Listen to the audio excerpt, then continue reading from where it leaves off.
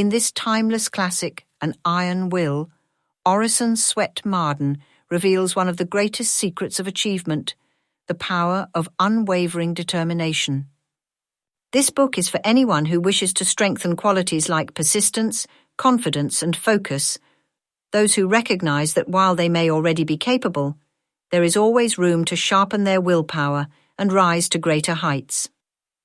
Marden shows us that talent alone is never enough. It is willpower, disciplined, steady, and focused, that separates those who succeed from those who merely dream. As you listen, you'll discover how to cultivate courage, self-reliance, and a steadfast spirit that no obstacle can break. Here are a few of Marden's inspiring reminders.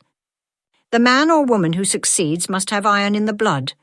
Victory is always possible for the person who refuses to stop fighting. What we do without effort is often less important than what we achieve by steady, determined work. Prepare to be uplifted and challenged, because this is more than a book. It's a call to awaken the iron within you. Chapter 1. Training the Will. The education of the will is the object of our existence, says Emerson. Nor is this putting it too strongly if we take into account the human will in its relations to the divine. This accords with the saying of J. Stuart Mill that a character is a completely fashioned will.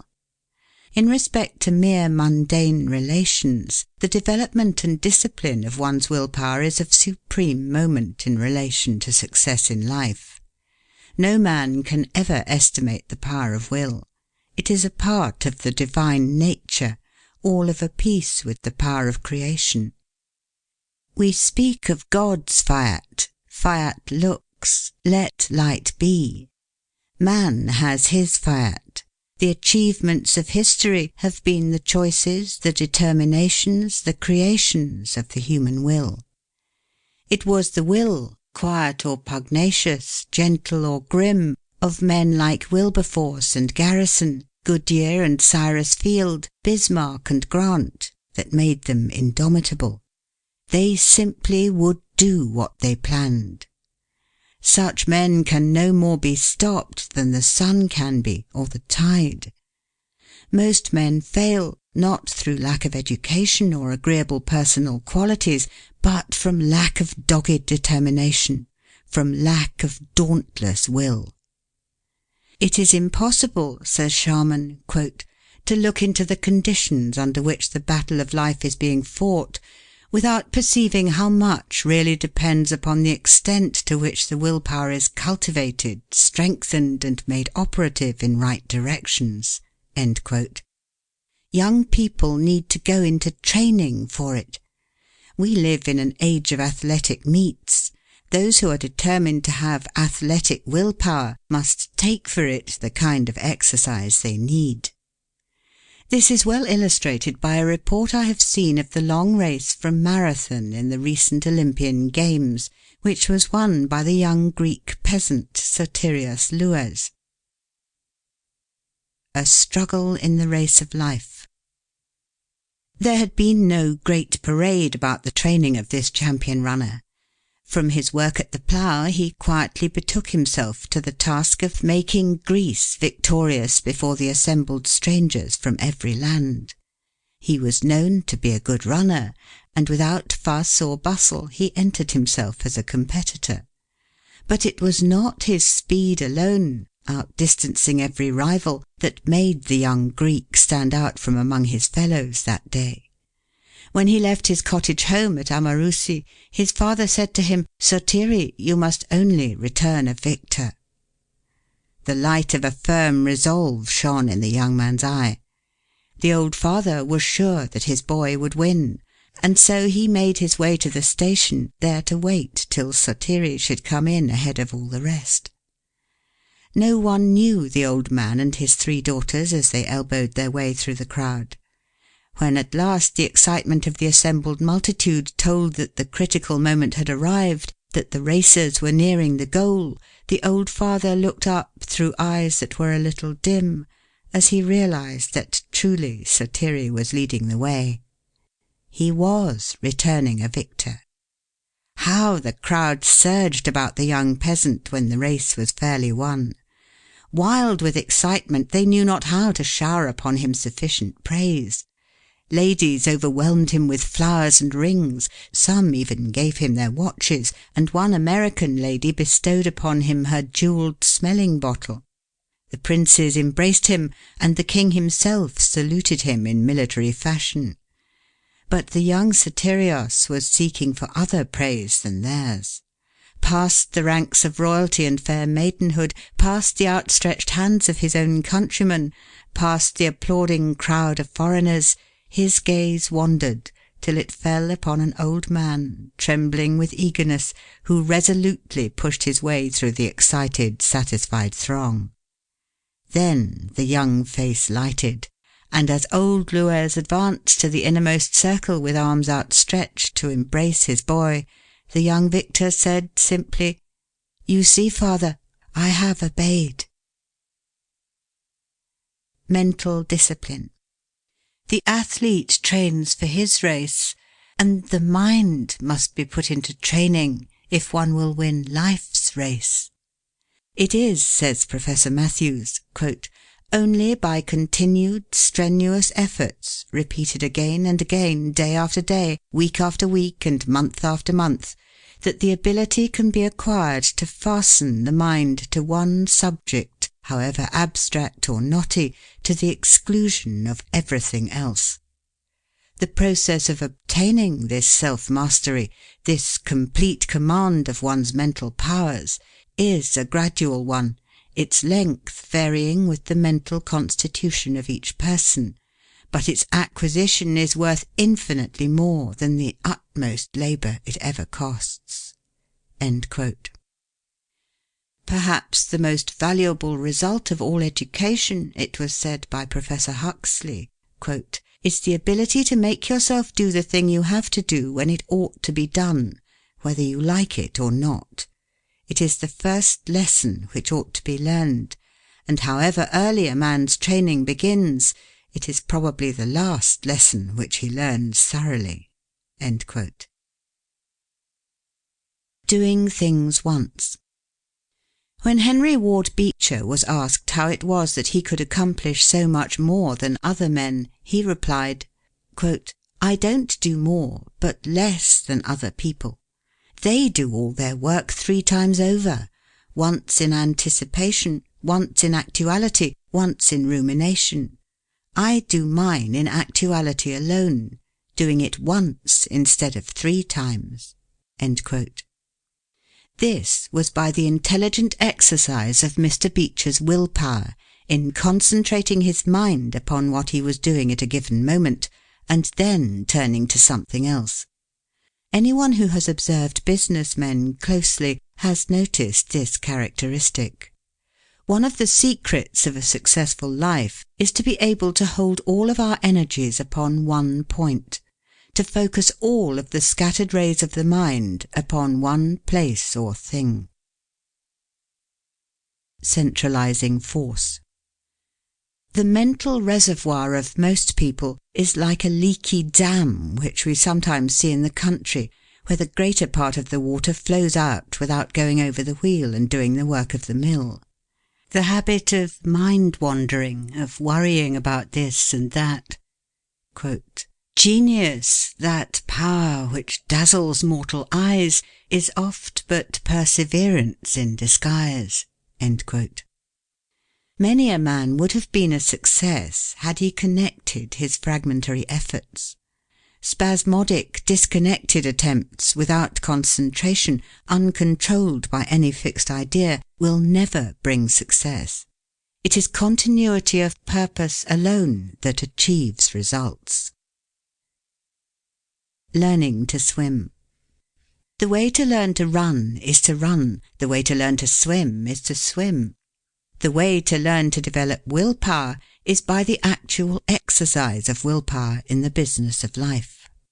The man that exercises his will, says an English essayist, quote, "makes it a stronger and more effective force in proportion to the extent to which such exercise is intelligently and perseveringly maintained." End quote. The forth-putting of willpower is a means of strengthening willpower. The will becomes strong by exercise. To stick to a thing till you are master is a test of intellectual discipline and power. Dr. Cuyler.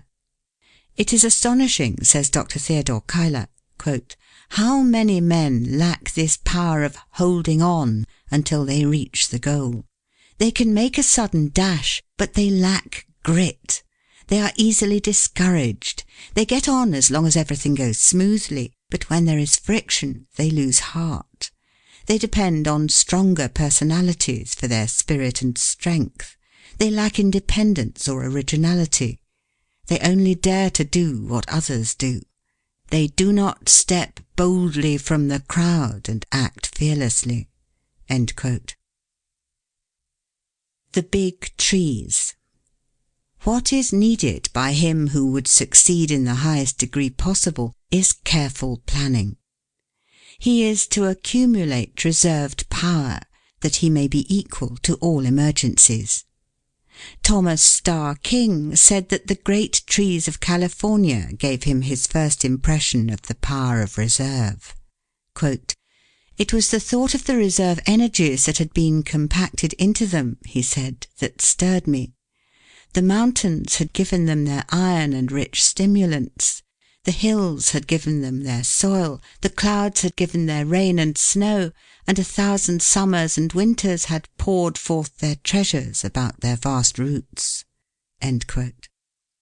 No young man can hope to do anything above the commonplace who has not made his life a reservoir of power on which he can constantly draw, which will never fail him in any emergency. Be sure that you have stored away in your powerhouse the energy, the knowledge that will be equal to the great occasion when it comes. If I were 20 and had but 10 years to live, said a great scholar and writer, quote, I would spend the first 9 years accumulating knowledge and getting ready for the 10th. End quote.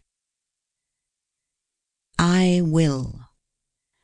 There are no two words in the English language which stand out in bolder relief, like kings upon a checkerboard, to so great an extent as the words I will. There is strength, depth and solidity, decision, confidence and power, determination, vigour and individuality in the round, ringing tone which characterises its delivery. It talks to you of triumph over difficulties, of victory in the face of discouragement, of will to promise and strength to perform, of lofty and daring enterprise, of unfettered aspirations, and of the 1,001 solid impulses by which man masters impediments in the way of progression. As one has well said, quote, he who is silent is forgotten. He who does not advance falls back. He who stops is overwhelmed, distanced, crushed. He who ceases to become greater becomes smaller. He who leaves off gives up. The stationary is the beginning of the end. It precedes death. To live is to achieve, to will without ceasing. End quote. Be thou a hero. Let thy might tramp on eternal snows its way, and through the ebon walls of night hew down a passage unto day. Park Benjamin. End of chapter 1.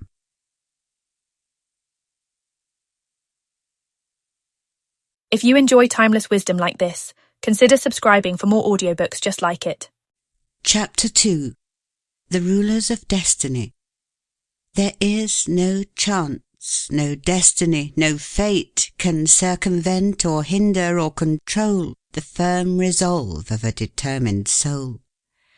Gifts count for nothing. Will alone is great. All things give way before it soon or late. What obstacle can stay the mighty force of the sea-seeking river in its course, or cause the ascending orb of day to wait?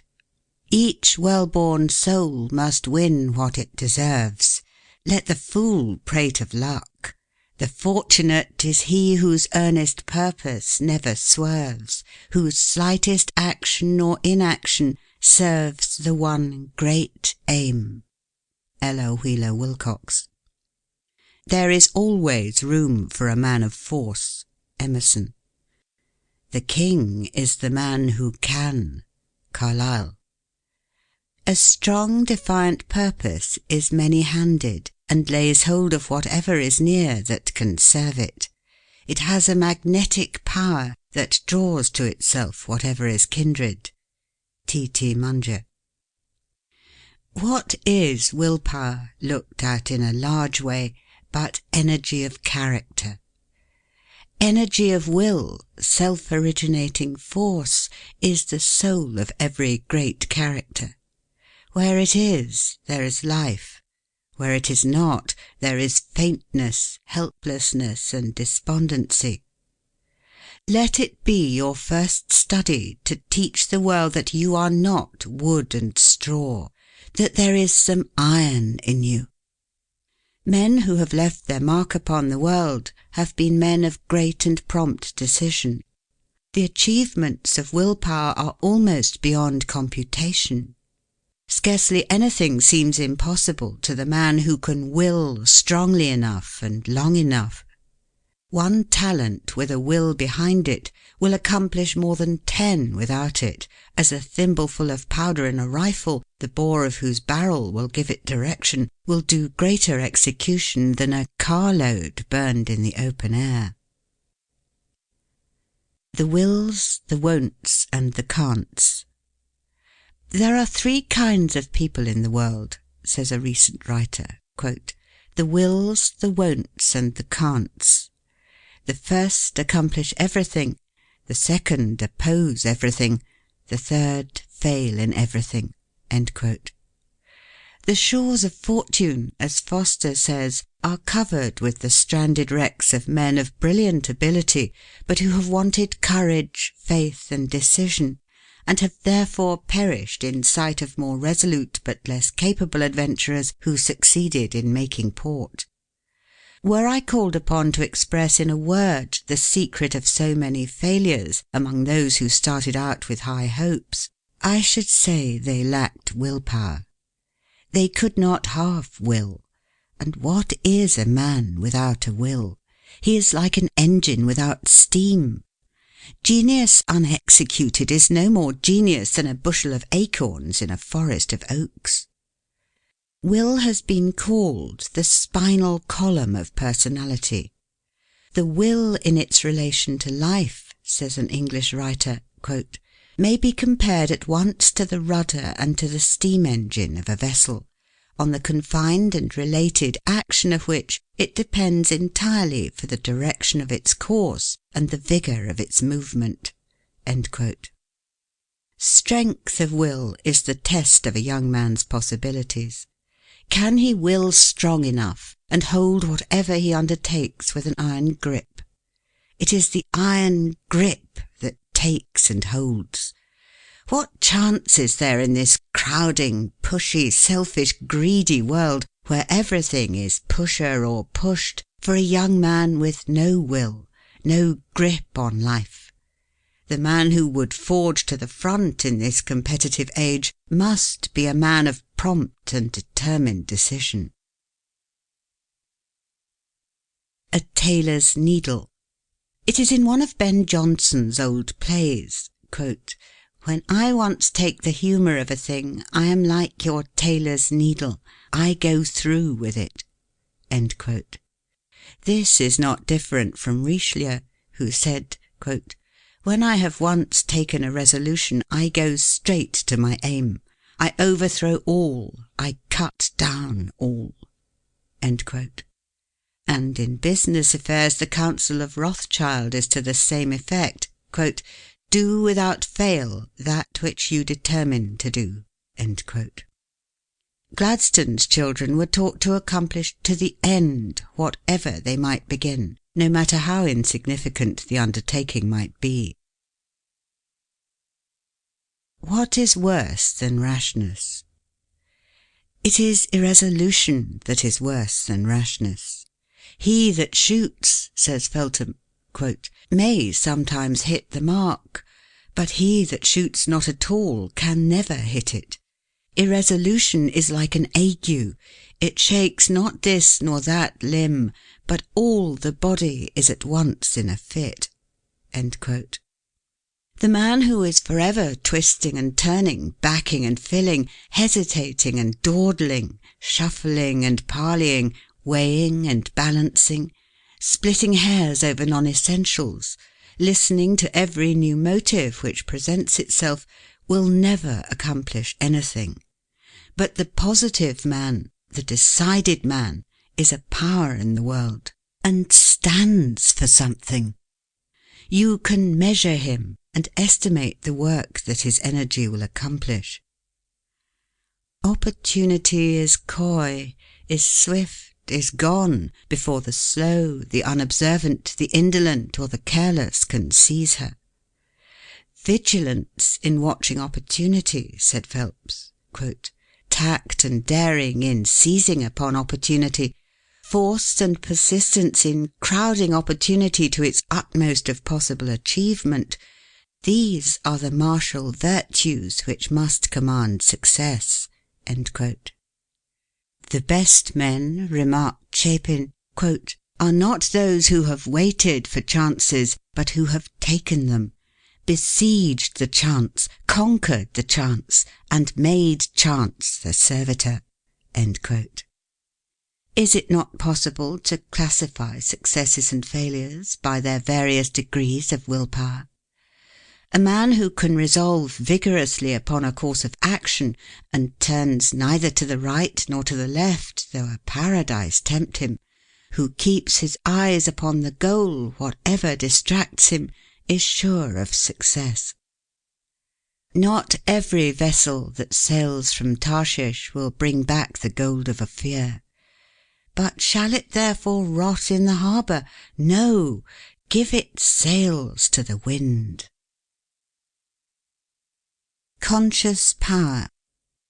Conscious power, says Mellers, quote, exists within the mind of everyone.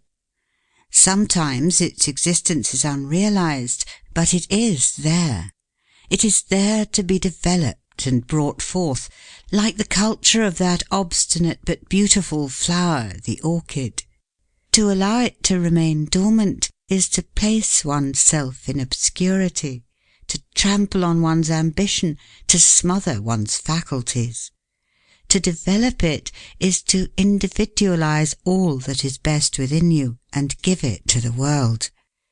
It is by an absolute knowledge of yourself, the proper estimate of your own value. End quote.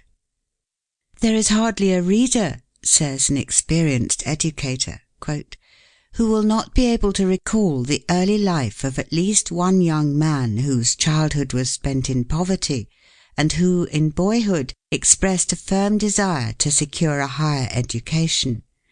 If, a little later, that desire became a declared resolve, soon the avenues opened to that end. That desire and resolve created an atmosphere which attracted the forces necessary to the attainment of the purpose.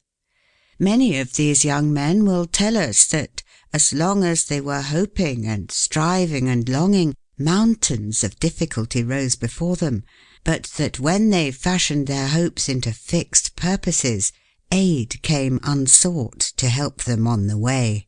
End quote. Do you believe in yourself? The man without self-reliance and an iron will is the plaything of chance, the puppet of his environment, the slave of circumstances. Are not doubts the greatest of enemies?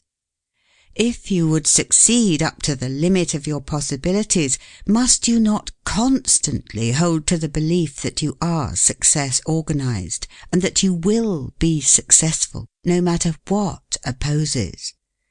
You are never to allow a shadow of doubt to enter your mind that the Creator intended you to win in life's battle. Regard every suggestion that your life may be a failure, that you are not made like those who succeed, and that success is not for you, as a traitor, and expel it from your mind as you would a thief from your house. There is something sublime in the youth who possesses the spirit of boldness and fearlessness, who has proper confidence in his ability to do and dare.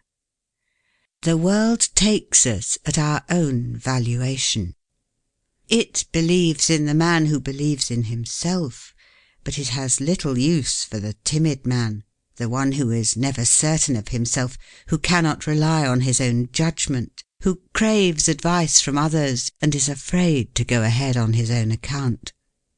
It is the man with a positive nature, the man who believes that he is equal to the emergency, who believes he can do the thing he attempts, who wins the confidence of his fellow man. He is beloved because he is brave and self-sufficient. Those who have accomplished great things in the world have been, as a rule, bold, aggressive, and self-confident. They dared to step out from the crowd and act in an original way. They were not afraid to be generals. There is little room in this crowding, competing age for the timid, vacillating youth. He who would succeed today must not only be brave, but must also dare to take chances. He who waits for certainty never wins. The law of the soul is eternal endeavour that bears the man onward and upward forever. A man can be too confiding in others, but never too confident in himself. Never admit defeat or poverty. Stoutly assert your divine right to hold your head up and look the world in the face. Step bravely to the front, whatever opposes, and the world will make way for you. No one will insist upon your rights while you yourself doubt that you have any. Believe you were made for the place you fill. Put forth your whole energies. Be awake. Electrify yourself. Go forth to the task. A young man once said to his employer, quote, "Don't give me an easy job. I want to handle heavy boxes, shoulder great loads. I would like to lift a big mountain and throw it into the sea." End quote. And he stretched out two brawny arms while his honest eyes danced and his whole being glowed with conscious strength. The world in its heart admires the stern, determined doer. The world turns aside to let any man pass who knows whither he is going.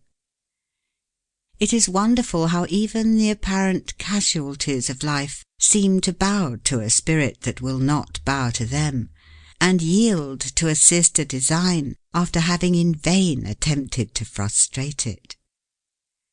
The man who succeeds, says Prentice Mulford, quote, "must always in mind or imagination live, move, think, and act as if he gained that success, or he never will gain it." End quote. "We go forth," said Emerson, quote, "austere, dedicated, believing in the iron links of destiny, and will not turn on our heels to save our lives. A book, a bust, or only the sound of a name shoots a spark through the nerves, and we suddenly believe in will. We cannot hear of personal vigour of any kind, great power of performance, without fresh resolution." End quote. End of chapter 2.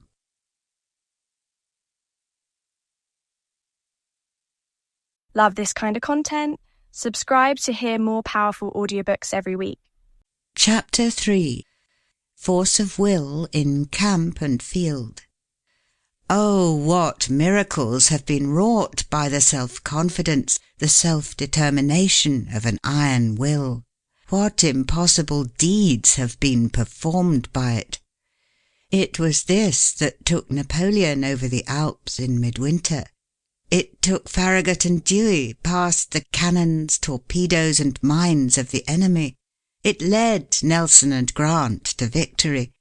It has been the great tonic in the world of discovery, invention, and art. It has helped to win the 1,000 triumphs in war and science which were deemed impossible. The secret of Jeanne d'Arc's success was not alone in rare decision of character, but in the seeing of visions which inspired her to self-confidence, confidence in her divine mission. It was an iron will that gave Nelson command of the British fleet, a title and a statue at Trafalgar Square. It was the keynote of his character when he said, "When I don't know whether to fight or not, I always fight." It was an iron will that was brought into play when Horatius, with 2 companions, held 90,000 Tuscans at bay until the bridge across the Tiber had been destroyed. When Leonidas at Thermopylae checked the mighty march of Xerxes. When Themistocles off the coast of Greece shattered the Persians' armada. When Caesar, finding his army hard pressed, seized spear and buckler and snatched victory from defeat. When Winkelried gathered to his breast a sheaf of Austrian spears and opened a path for his comrades. When Wellington fought in many climes without ever being conquered. When Ney, on 100 fields, changed apparent disaster into brilliant triumph. When Sheridan arrived from Winchester as the Union retreat was becoming a rout and turned the tide. When Sherman signalled his men to hold the fort, knowing that their leader was coming. History furnishes thousands of examples of men who have seized occasions to accomplish results deemed impossible by those less resolute. Prompt decision and whole-souled action sweep the world before them. Who was the organizer of the modern German Empire? Was he not the man of iron? Napoleon and Grant. What would you do if you were besieged in a place entirely destitute of provisions? Asked the examiner when Napoleon was a cadet. If there were anything to eat in the enemy's camp, I should not be concerned. When Paris was in the hands of a mob and the authorities were panic-stricken, in came a man who said, "I know a young officer who can quell this mob." "Send for him." Napoleon was sent for. He came, he subjugated the mob, he subjugated the authorities, he ruled France, then conquered Europe. May the 10th, 1796, Napoleon carried the bridge at Lodi in the face of the Austrian batteries trained upon the French end of the structure. Behind them were 6,000 troops. Napoleon massed 4,000 grenadiers at the head of the bridge, with a battalion of 300 carbineers in front. At the tap of the drum, the foremost assailants wheeled from the cover of the street wall under a terrible hail of grape and canister and attempted to pass the gateway to the bridge. The front ranks went down like stalks of grain before a reaper. The column staggered and reeled backward, and the valiant grenadiers were appalled by the task before them. Without a word or a look of reproach, Napoleon placed himself at their head, and his aides and generals rushed to his side.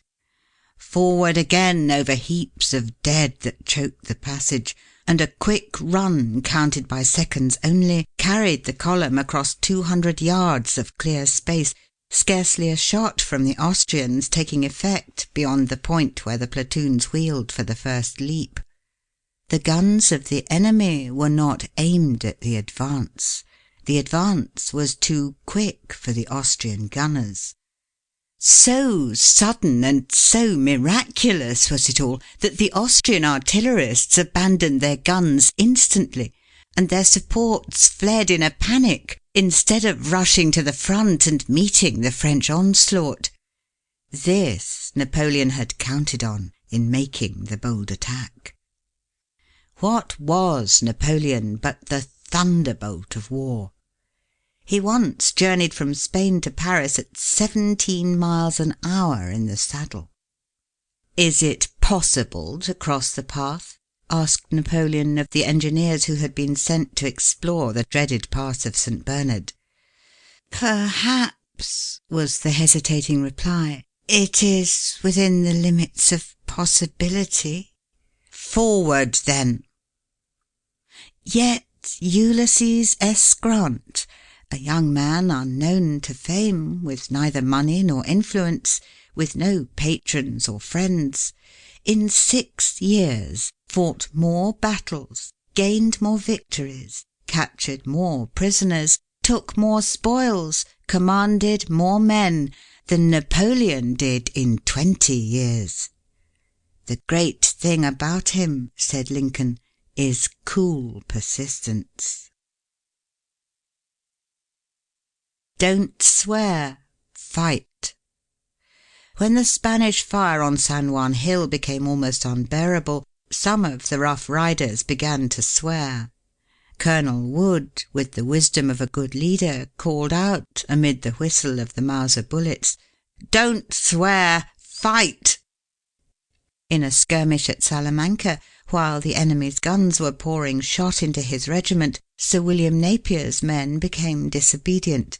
He at once ordered a halt and flogged 4 of the ringleaders under fire. The men yielded at once, and then marched 3 miles under a heavy cannonade as coolly as if it were a review.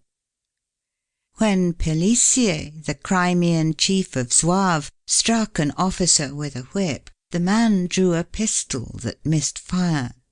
The chief replied, "Fellow, I order you a 3 days' arrest for not having your arms in better order." The man of iron will is cool in the hour of danger. "I had to run like a cyclone." This was what Roosevelt said about his pushing on up San Juan Hill ahead of his regiment.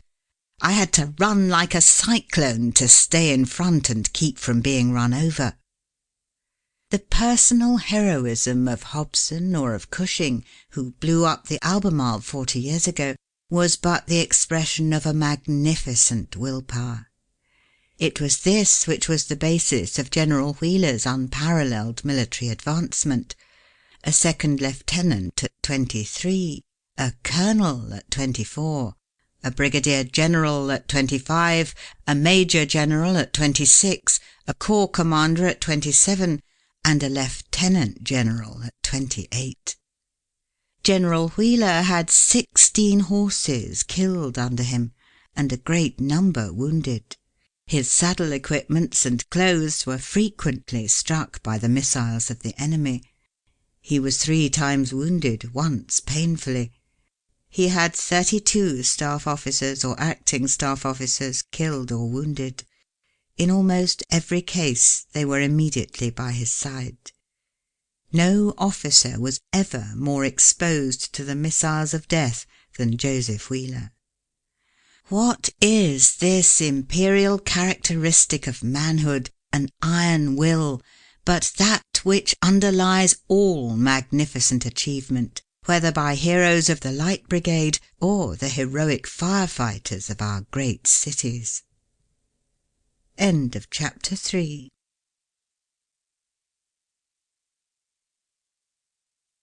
If you enjoy timeless wisdom like this, consider subscribing for more audiobooks just like it. Chapter 4. Willpower in its relation to health and disease. 1.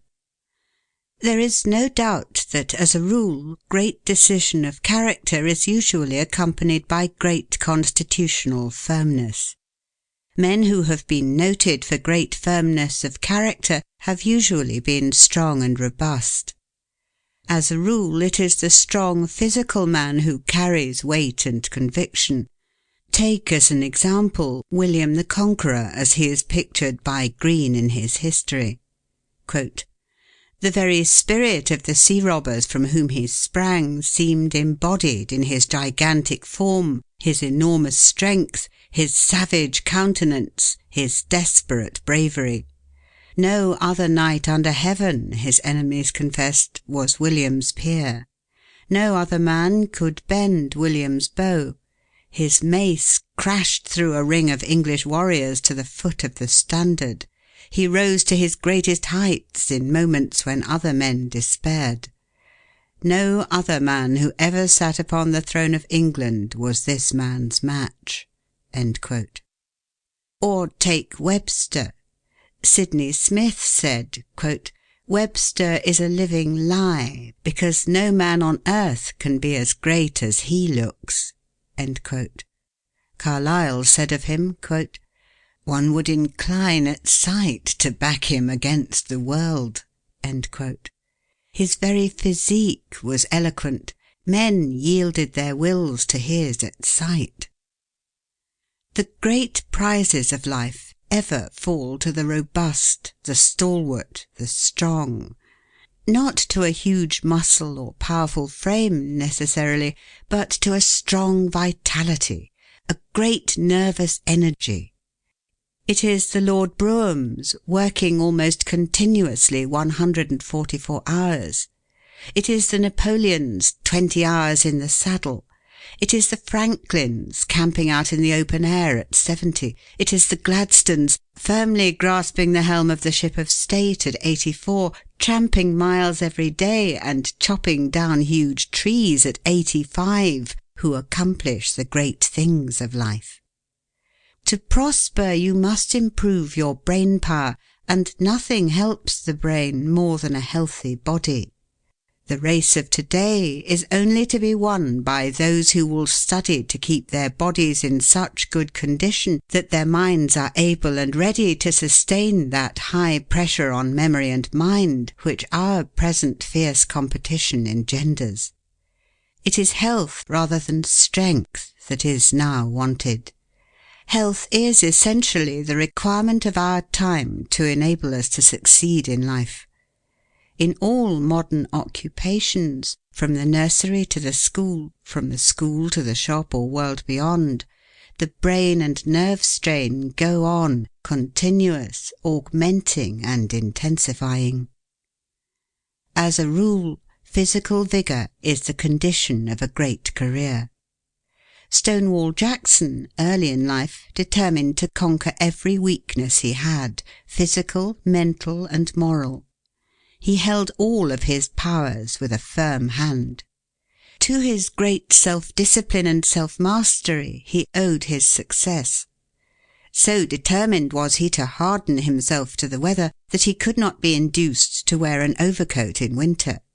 "I will not give in to the cold," he said.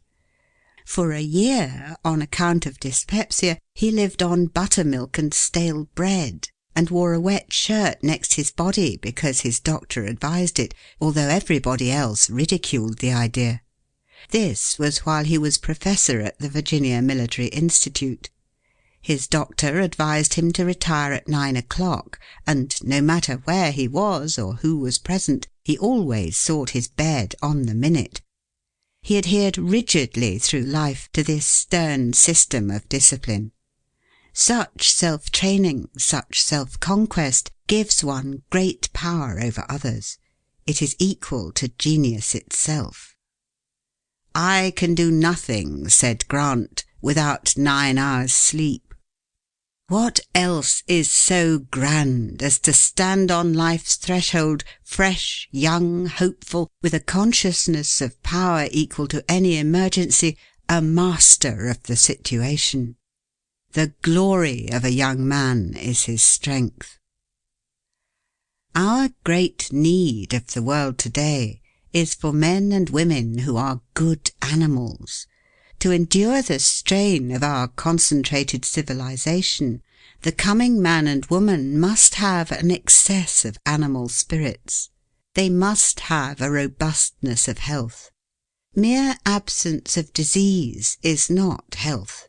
It is the overflowing fountain, not the one half full, that gives life and beauty to the valley below.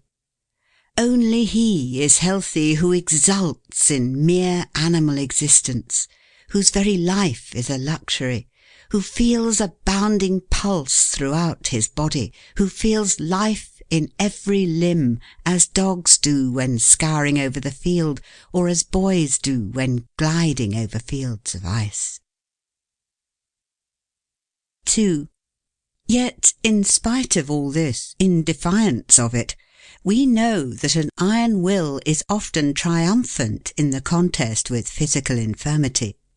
Quote, "Brave spirits are a balsam to themselves. There is a nobleness of mind that heals wounds beyond salves." End quote. "One day," said a noted rope walker, quote, "I signed an agreement to wheel a barrow along a rope on a given day. A day or two before, I was seized with lumbago. I called in my medical man and told him I must be cured by a certain day, not only because I should lose what I hoped to earn, but also forfeit a large sum. I got no better, and the doctor forbade my getting up. I told him, 'What do I want with your advice? If you cannot cure me, of what good is your advice?' When I got to the place, there was the doctor protesting I was unfit for the exploit. I went on, though I felt like a frog with my back. I got ready my pole and my barrow, took hold of the handles, and wheeled it along the rope as well as I ever did. When I got to the end, I wheeled it back again, and when this was done, I was a frog again. What made me that I could wheel the barrow? It was my reserve will." End quote. "What does he know," asks the sage, "who has not suffered?" End quote. Did not Schiller produce his greatest tragedies in the midst of physical suffering almost amounting to torture? Handel was never greater than when, warned by palsy of the approach of death and struggling with distress and suffering, he sat down to compose the great works which have made his name immortal in music. Beethoven was almost totally deaf and burdened with sorrow when he produced his greatest works. Milton, writing "Who best can suffer, best can do," wrote at his best when in feeble health and when poor and blind. Quote, "Yet I argue not against heaven's hand or will, nor bate a jot of heart or hope, but still bear up and steer right onward." End quote. The Reverend William H. Milburn, who lost his sight when a child, studied for the ministry and was ordained before he attained his majority. He has written 6 books, among them a very careful history of the Mississippi Valley. He has long been chaplain of the Lower House of Congress. Blind Fanny Crosby of New York was a teacher of the blind for many years. She has written nearly 3,000 hymns, among which are "Pass Me Not, O Gentle Saviour," "Rescue the Perishing," "Saviour More Than Life to Me," and "Jesus Keep Me Near the Cross." "The truest help we can render one who is afflicted," said Bishop Brooks, quote, "is not to take his burden from him, but to call out his best energy that he may be able to bear." End quote. What a mighty will Darwin had! He was in continual ill health. He was in constant suffering. His patience was marvellous. No one but his wife knew what he endured. For 40 years, says his son, quote, "he never knew one day of health." End quote. Yet during those 40 years he unremittingly forced himself to do the work from which the mightiest minds and the strongest constitutions would have shrunk.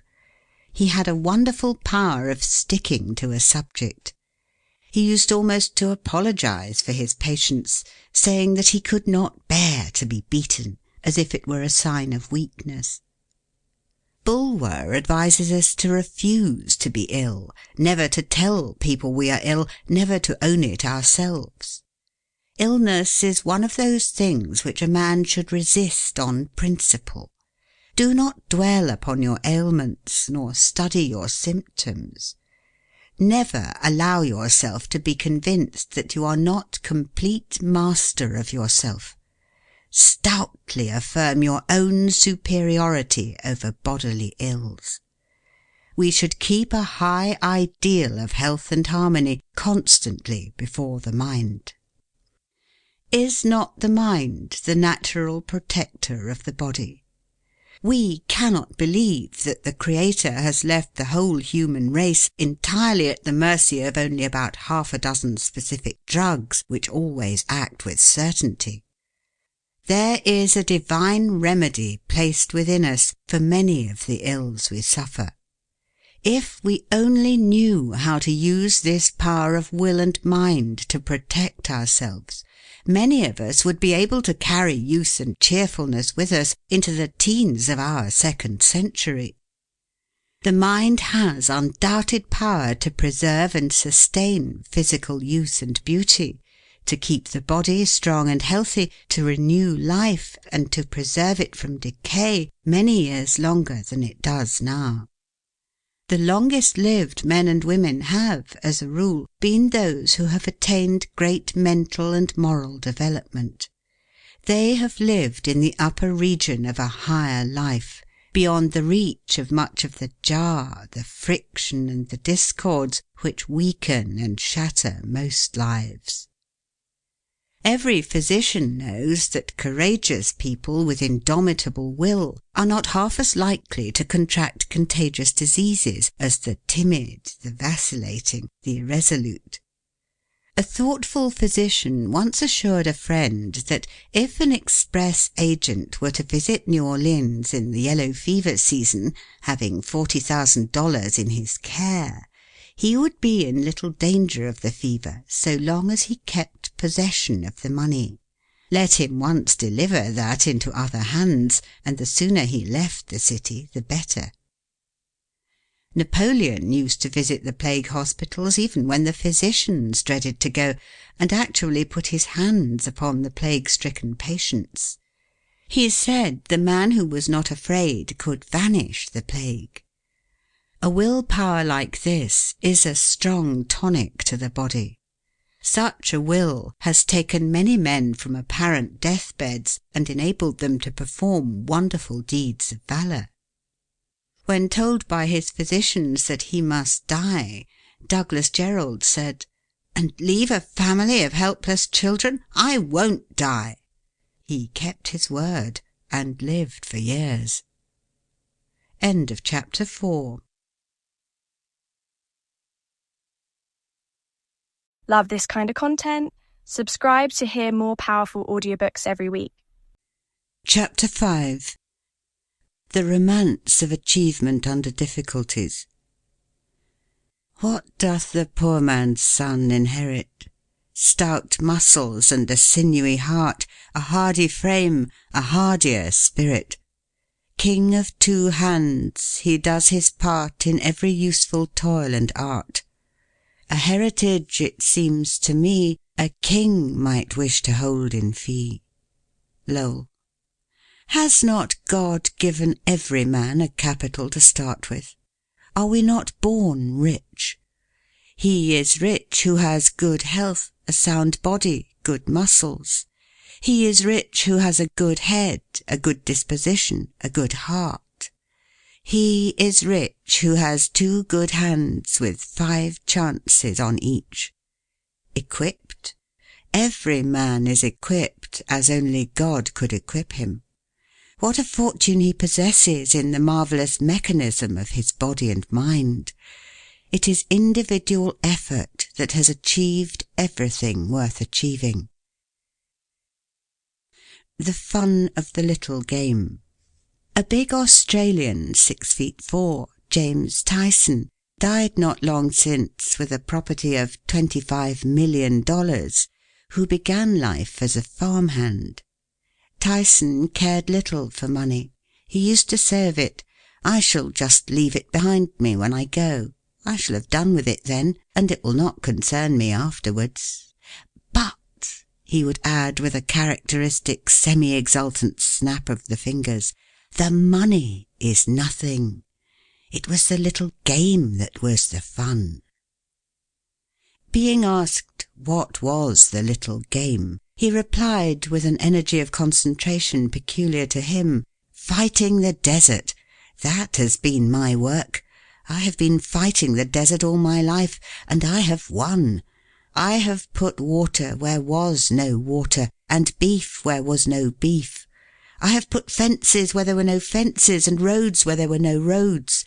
Nothing can undo what I have done, and millions will be happier for it after I am long dead and forgotten." Has not self-help accomplished about all the great things of the world? How many young men falter, faint, and dally with their purpose because they have no capital to start with, and wait for some good luck to give them a lift? But success is the child of drudgery and perseverance. It cannot be coaxed or bribed. Pay the price, and it is yours. A constant struggle, a ceaseless battle to bring success from inhospitable surroundings is the price of all great achievements.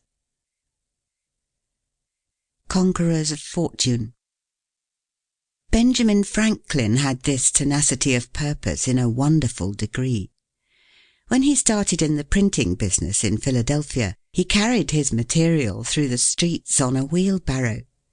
He hired one room for his office, workroom, and sleeping room.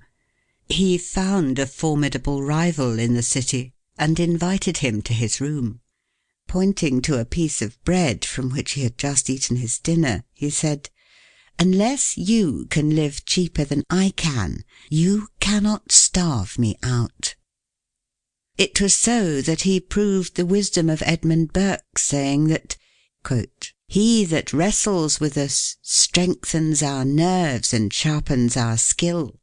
Our antagonist is our helper." End quote.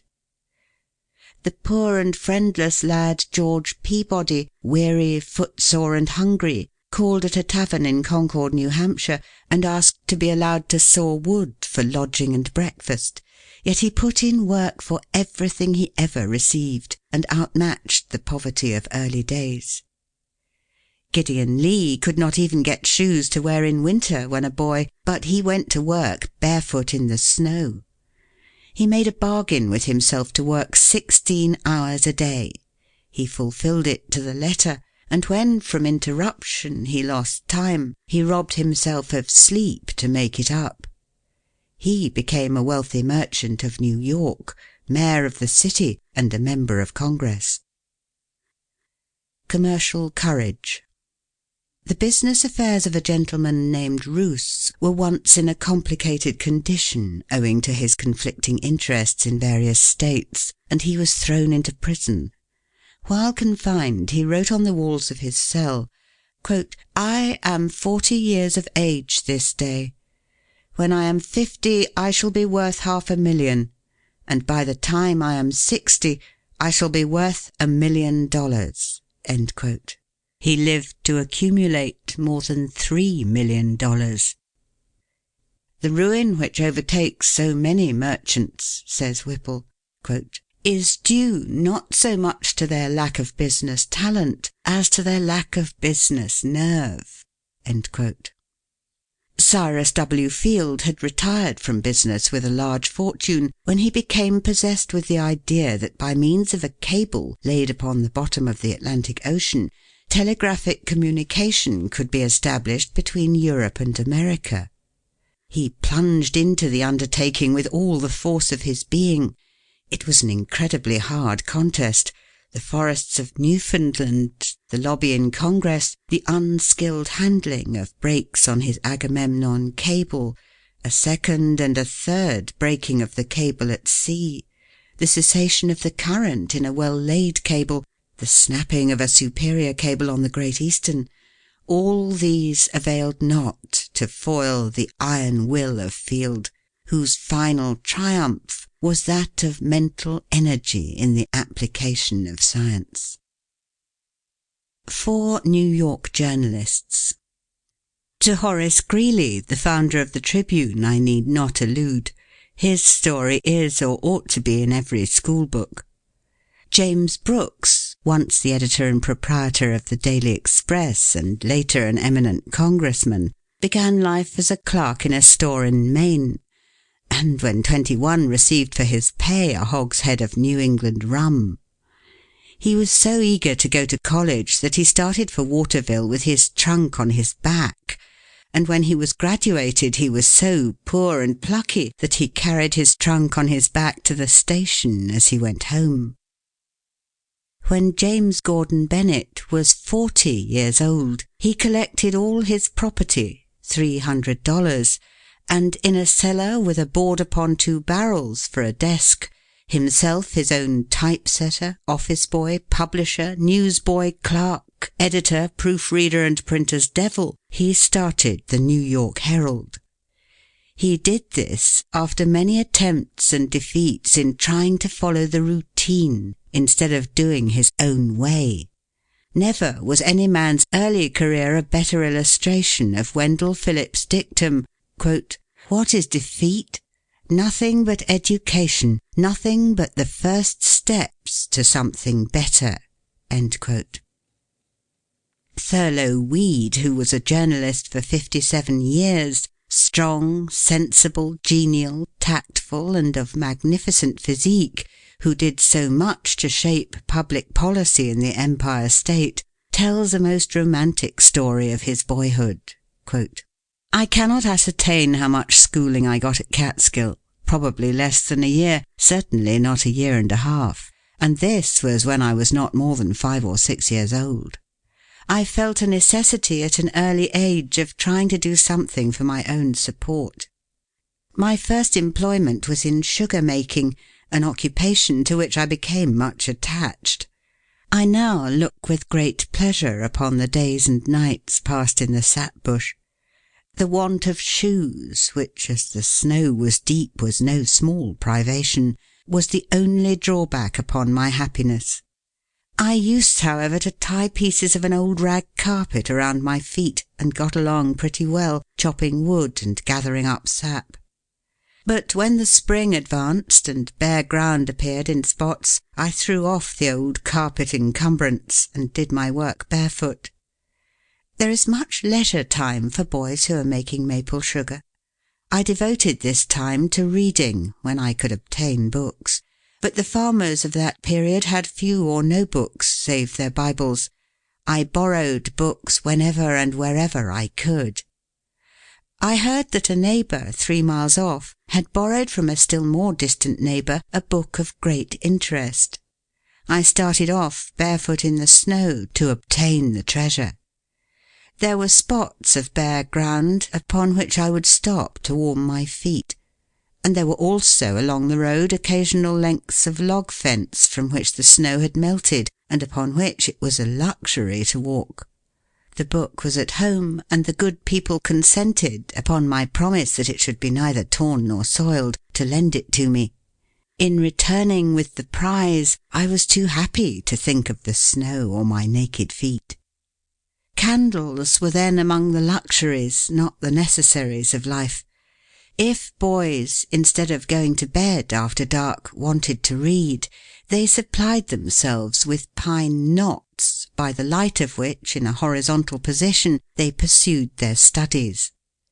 In this manner, with my body in the sugar house and my head out of doors where the fat pine was blazing, I read with intense interest the book I had borrowed, A History of the French Revolution.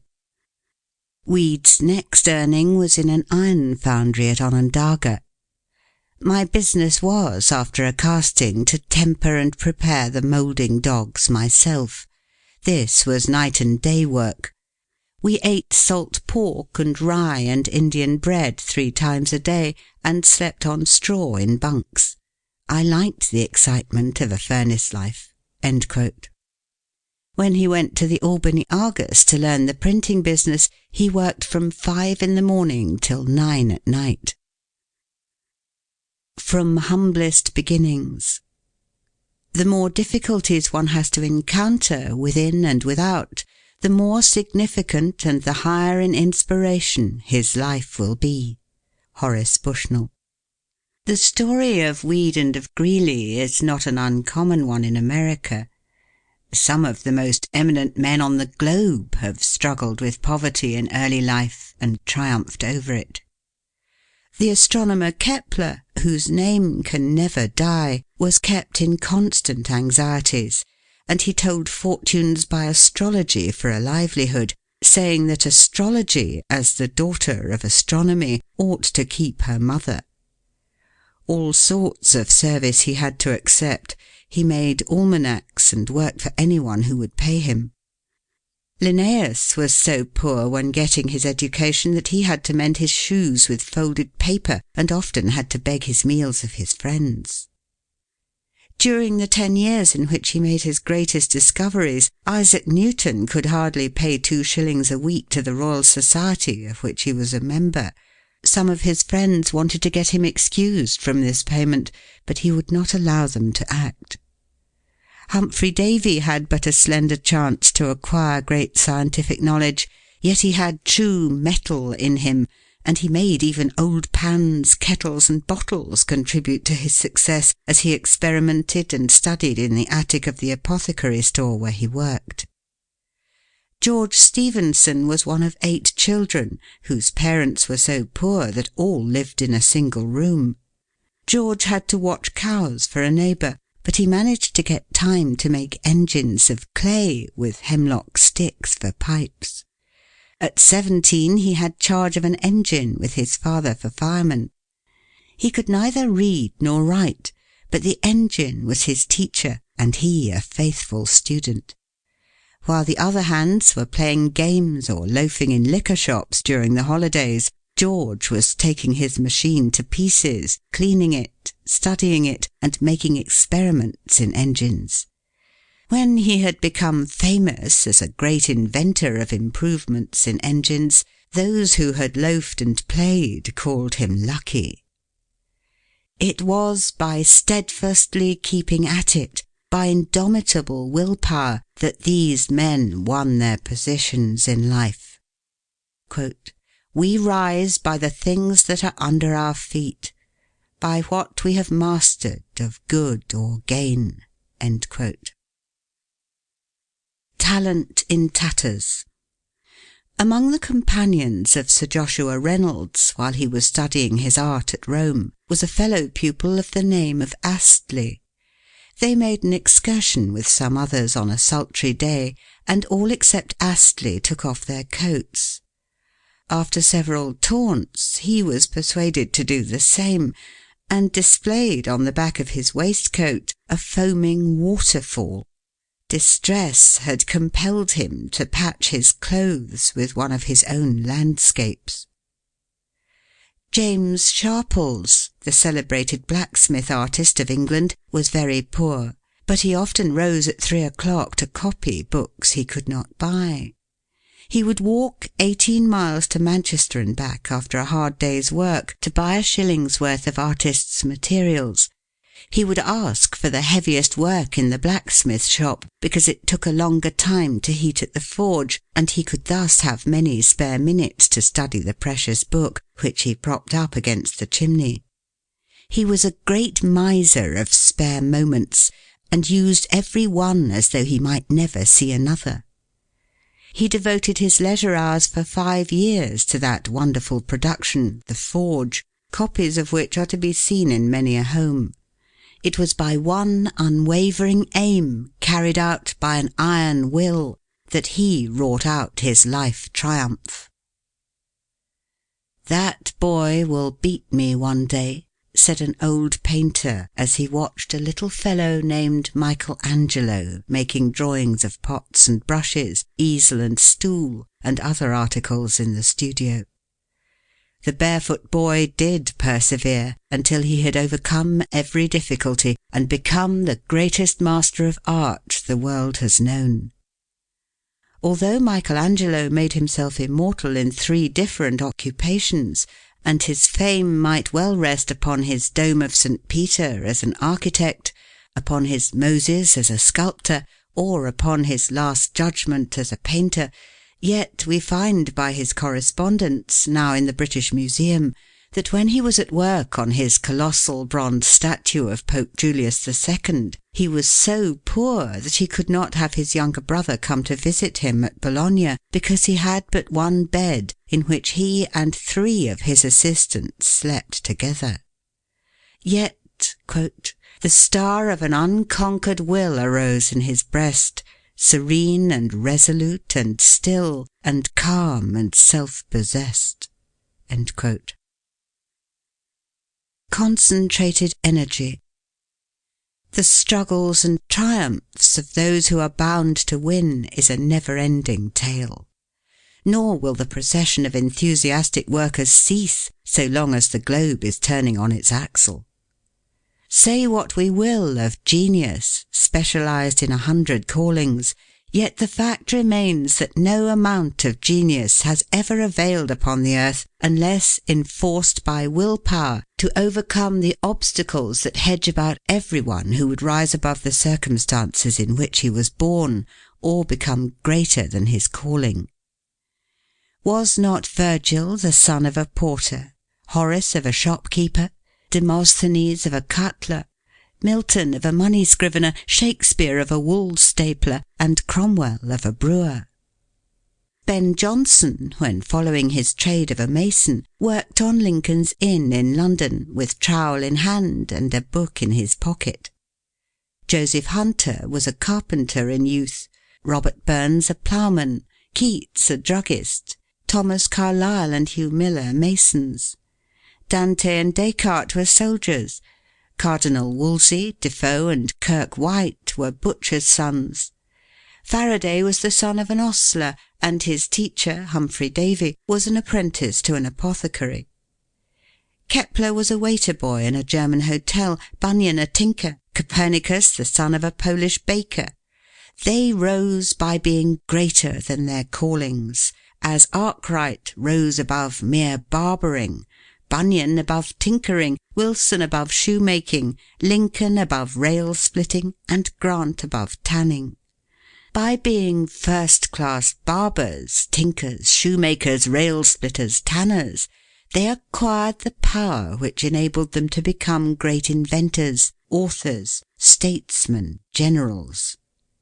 John Kay, the inventor of the fly-shuttle, James Hargreaves, who introduced the spinning jenny, and Samuel Crompton, who originated mule spinning, were all artisans, uneducated and poor, but were endowed with natural faculties which enabled them to make a more enduring impression upon the world than anything that could have been done by the mere power of scholarship or wealth. It cannot be said of any of these great names that their individual courses in life would have been what they were, had there been lacking a superb willpower resistless as the tide to bear them upward and onward.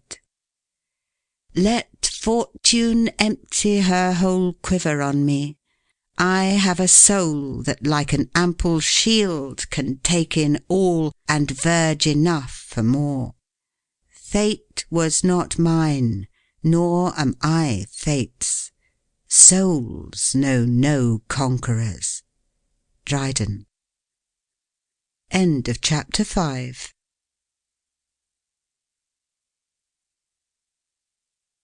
If you enjoy timeless wisdom like this, consider subscribing for more audiobooks just like it.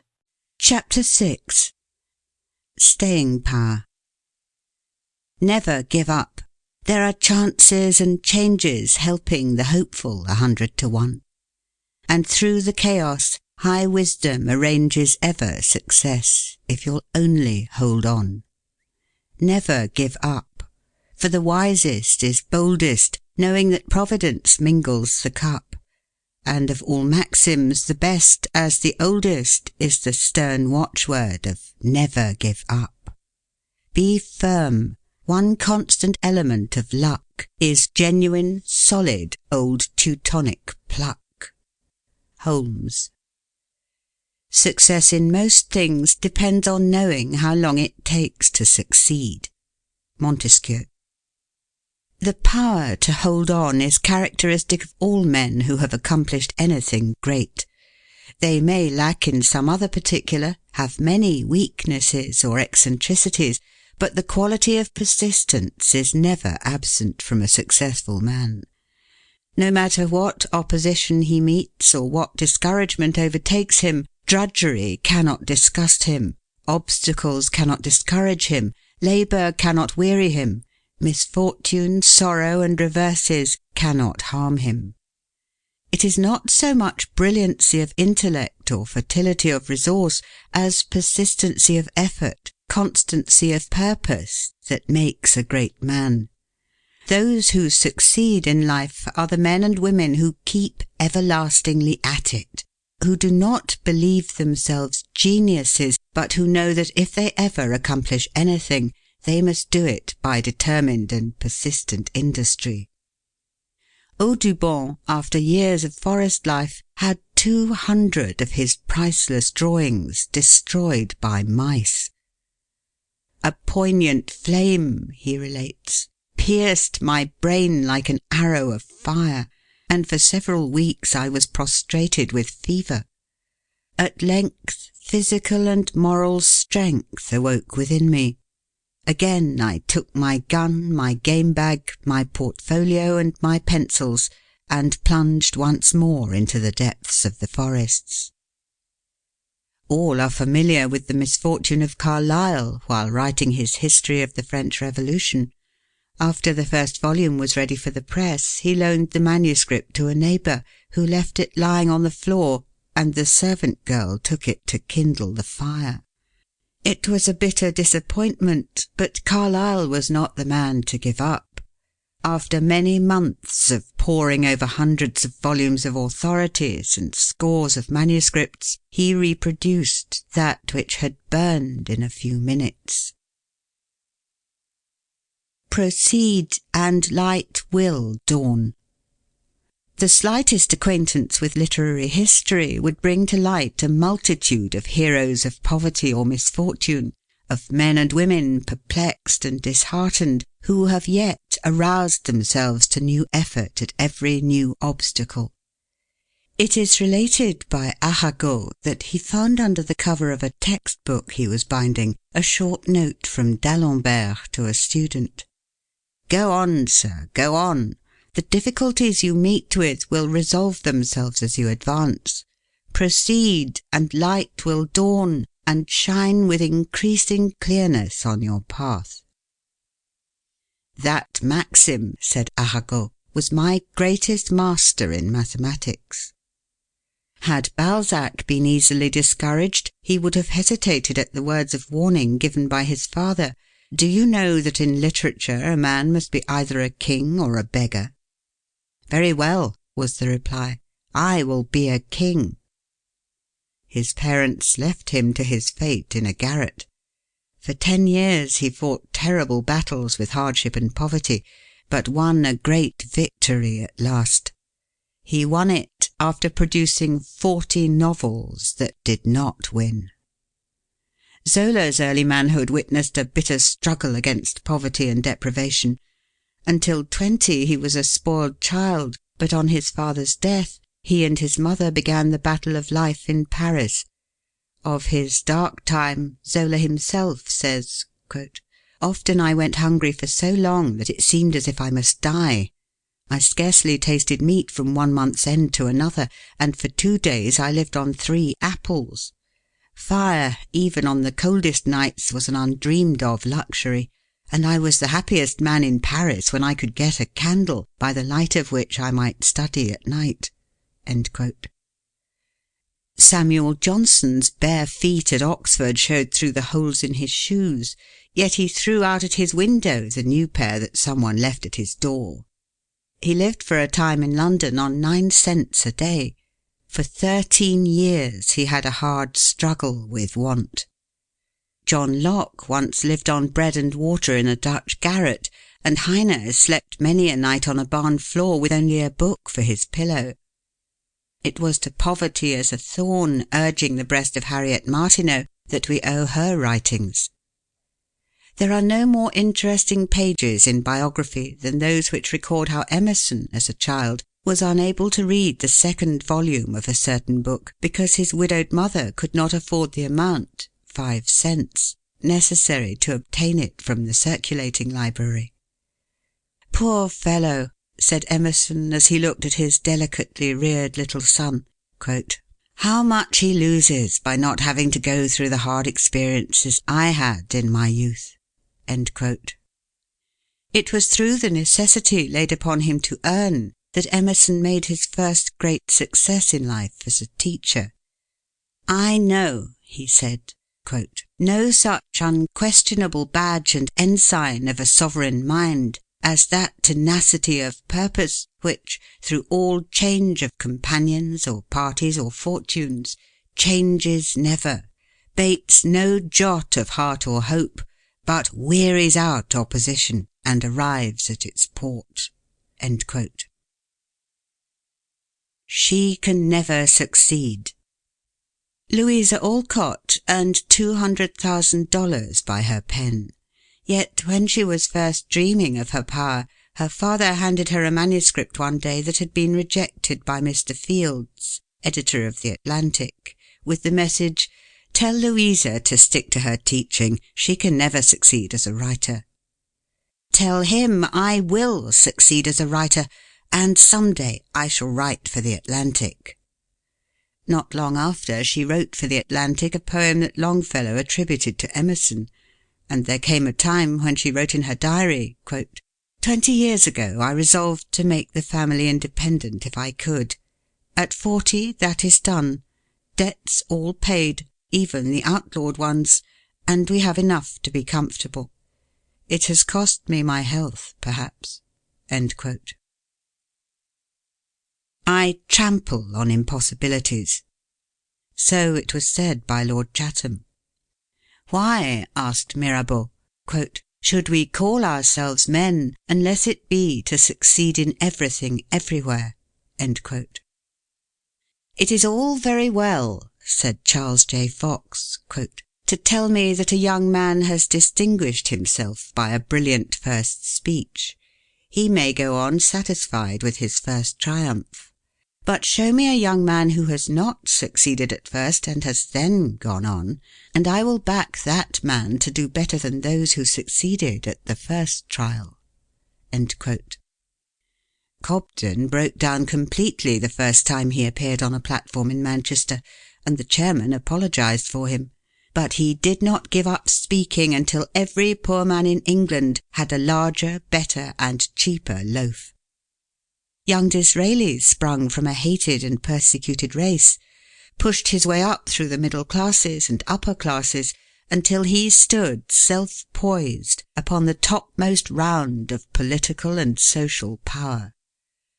At first he was scoffed at, ridiculed, rebuffed, hissed from the House of Commons. He simply said, quote, "The time will come when you will hear me." End quote. The time did come, and he swayed the sceptre of England for a quarter of a century. How massive was the incalculable reserve power of Lincoln as a youth, or of President Garfield, woodchopper, bell ringer, and sweeper general in college. Persistent purpose. We hear a great deal of talk about genius, talent, luck, chance, cleverness, and fine manners playing a large part in one's success. Leaving out luck and chance, all these elements are important factors. Yet the possession of any or all of them, unaccompanied by a definite aim, a determined purpose, will not ensure success. Men drift into business, they drift into society, they drift into politics, they drift into what they fondly and but vainly imagine is religion. If winds and tides are favourable, all is well. If not, all is wrong. Stalker says, quote, "Most men merely drift through life, and the work they do is determined by 100 different circumstances. They might as well be doing anything else, or they would prefer to be doing nothing at all." End quote. Yet, whatever else may have been lacking in the giants of the race, the men who have been conspicuously successful have all had one characteristic in common: doggedness and persistence of purpose. It does not matter how clever a youth may be, whether he leads his class in college or outshines all the other boys in his community. He will never succeed if he lacks this essential of determined persistence. Many men who might have made brilliant musicians, artists, teachers, lawyers, able physicians or surgeons, in spite of predictions to the contrary, have fallen short of success because deficient in this quality. Persistence of purpose is a power. It creates confidence in others. Everybody believes in the determined man. When he undertakes anything, his battle is half won, because not only he himself, but everyone who knows him, believes that he will accomplish whatever he sets out to do. People know that it is useless to oppose a man who uses his stumbling blocks as stepping stones, who is not afraid of defeat, who never, in spite of calumny or criticism, shrinks from his task, who never shirks responsibility, who always keeps his compass pointed to the North Star of his purpose, no matter what storms may rage about him. The persistent man never stops to consider whether he is succeeding or not. The only question with him is how to push ahead, to get a little farther along, a little nearer his goal. Whether it lead over mountains, rivers, or morasses, he must reach it. Every other consideration is sacrificed to this one dominant purpose. The success of a dull or average youth and the failure of a brilliant one is a constant surprise in American history. But if the different cases are closely analysed, we shall find that the explanation lies in the staying power of the seemingly dull boy, the ability to stand firm as a rock under all circumstances, to allow nothing to divert him from his purpose. 3 necessary things. 3 things are necessary, said Charles Sumner. Quote, first, backbone. Second, backbone. Third, backbone. End quote. A good chance alone is nothing. Education is nothing without strong and vigorous resolution and stamina to make one accomplish something in the world. An encouraging start is nothing without backbone. A man who cannot stand erect, who wobbles first one way and then the other, who has no opinion of his own or courage to think his own thought, is of very little use in this world. It is grit, it is perseverance, it is moral stamina and courage that govern the world. At the trial of the 7 bishops of the Church of England for refusing to aid the king to overthrow the Protestant faith, it was necessary to watch the officers at the doors, lest they send food to some juryman and aid him to starve the others into an agreement. Nothing was allowed to be sent in but water for the jurymen to wash in, and they were so thirsty they drank it up. At first, 9 were for acquitting and 3 for convicting. 2 of the minority soon gave way. The third, Arnold, was obstinate. He declined to argue. Austin said to him, "Look at me. I am the largest and the strongest of the 12, and before I will find such a petition as this libel, here will I stay till I am no bigger than a tobacco pipe." Arnold yielded at 6 in the morning. Success against odds. Yes, to this thought I hold with firm persistence. The last result of wisdom stamps it true. He only earns his freedom and existence who daily conquers them anew. Goethe. It is interesting to notice how some minds seem almost to create themselves, says Irving, quote, springing up under every disadvantage, and working their solitary but irresistible way through 1,000 obstacles." End quote. Opposing circumstances create strength. Opposition gives us greater power of resistance. To overcome one barrier gives us greater ability to overcome the next. History is full of examples of men and women who have redeemed themselves from disgrace, poverty, and misfortune by the firm resolution of an iron will. Success is not measured by what a man accomplishes, but by the opposition he has encountered and the courage with which he has maintained the struggle against overwhelming odds. Not the distance we have run, but the obstacles we have overcome, the disadvantages under which we have made the race, will decide the prizes. "It is defeat," says Henry Ward Beecher, quote, "that turns bone to flint and gristle to muscle and makes men invincible, and formed those heroic natures that are now in ascendancy in the world. Do not, then, be afraid of defeat.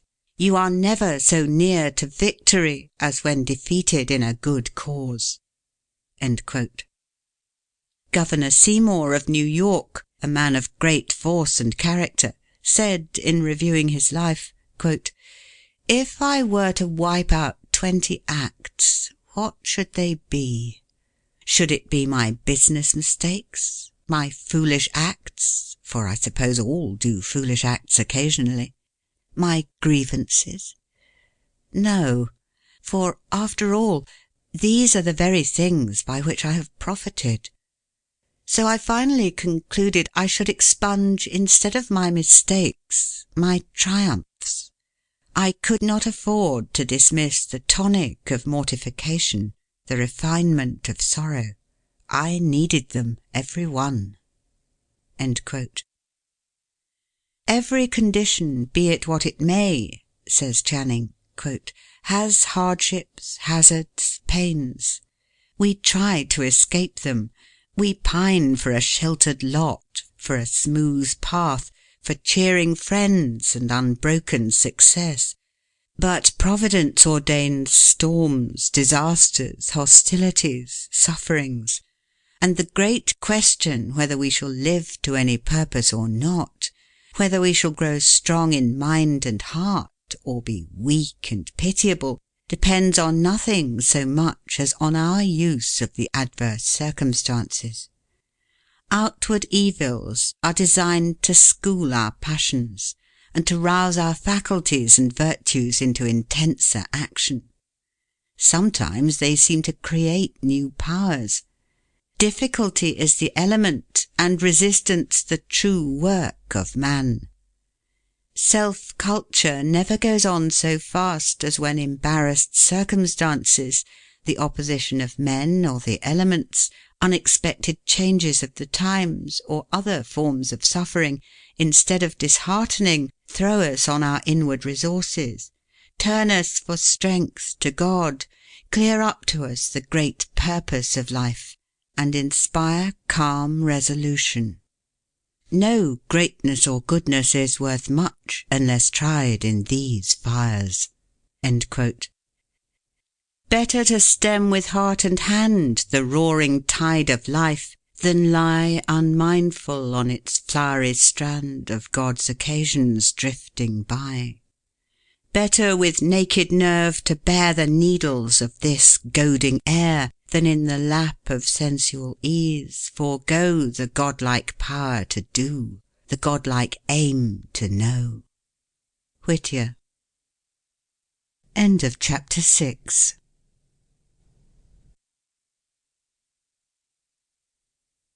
Love this kind of content? Subscribe to hear more powerful audiobooks every week. Chapter 7. The Degree of O.O. When Moody first visited Ireland, he was introduced by a friend to an Irish merchant who asked at once, "Is he an O.O.?" Out and out. That was what O.O. stood for. Out and out for God. That was what this merchant meant.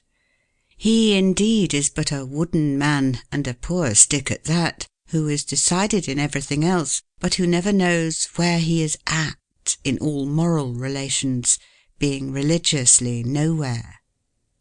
The early books of the Hebrews have much to say about the valley of decision and the development of out-and-out moral character. Woefully lacking in a well-balanced willpower is the man who stands side by side with moral evil personified, in hands with it, to serve it willingly as a tool and servant.